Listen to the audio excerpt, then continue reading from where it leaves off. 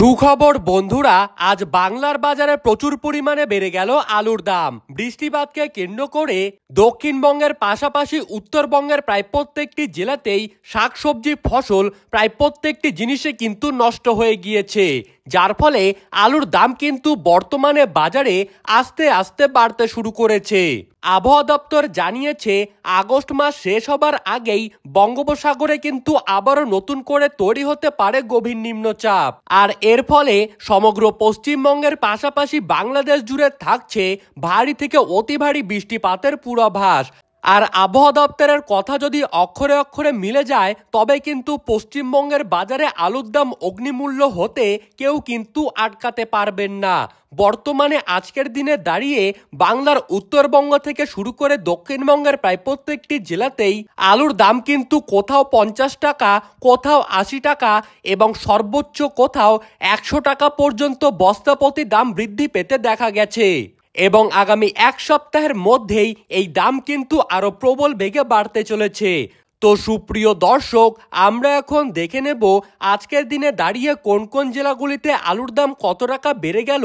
2025 সালে আলুর দাম যদি বাড়ে তাহলে আরো কত টাকা পর্যন্ত বাড়তে পারে। এই বিষয়ে বড় বড় বিশেষজ্ঞরা কি কি তথ্য জানিয়ে দিলেন তাই কিন্তু আমি আপনাদেরকে জানিয়ে দেব এই ভিডিওটির মাধ্যমে। তাই বিস্তারিতভাবে জানতে হলে অবশ্যই ভিডিওটিকে শেষ পর্যন্ত দেখতে থাকবেন।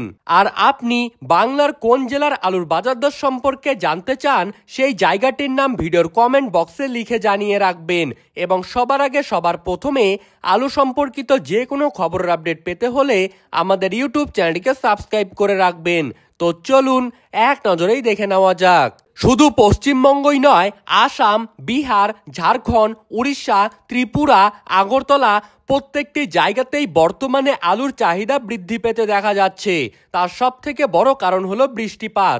বর্তমানে প্রত্যেকটি রাজ্যেই কিন্তু দফায় দফায় কোথাও বা ভারী বৃষ্টিপাত এবং কোথাও বা মাঝারি বৃষ্টিপাত লক্ষ্য করা যাচ্ছে। মূলত বৃষ্টিপাতকে কেন্দ্র করেই কিন্তু বর্তমানে এই আলুর চাহিদা বাড়তে দেখা দিয়েছে এবং আগামী দিনে আলুর চাহিদা কিন্তু আরো প্রবল বেগে বাড়তে চলেছে। উত্তরবঙ্গ থেকে আসাম, ত্রিপুরা এই সমস্ত জায়গায় কিন্তু আলু রপ্তানি করা হচ্ছে এবং দক্ষিণবঙ্গ থেকে বিহার, ঝাড়খণ্ড, উড়িষ্যা এই সমস্ত জায়গাতে রপ্তানি করা হচ্ছে আলু। অর্থাৎ দুই বঙ্গ থেকেই বর্তমানে কিন্তু আলুর রপ্তানি শুরু হয়ে গিয়েছে। অপরদিকে উত্তরপ্রদেশ, দিল্লি, পাঞ্জাব এই সমস্ত জায়গাতেও কিন্তু আলুর দাম সামান্য পরিমাণে বৃদ্ধি পেয়েছে।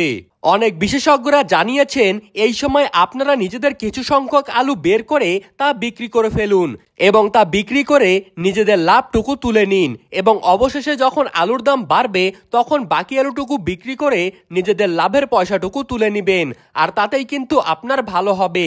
আর এই সময় অন্যের কথায় পা দিয়ে কিন্তু কোনো পদক্ষেপ নেবেন না, যা করবেন নিজে ভাবনা চিন্তা করে পদক্ষেপ নেবেন। তো এই ছিল আজকের আলু সম্পর্কিত বাজারের সর্বশেষ আপডেট। ধন্যবাদ।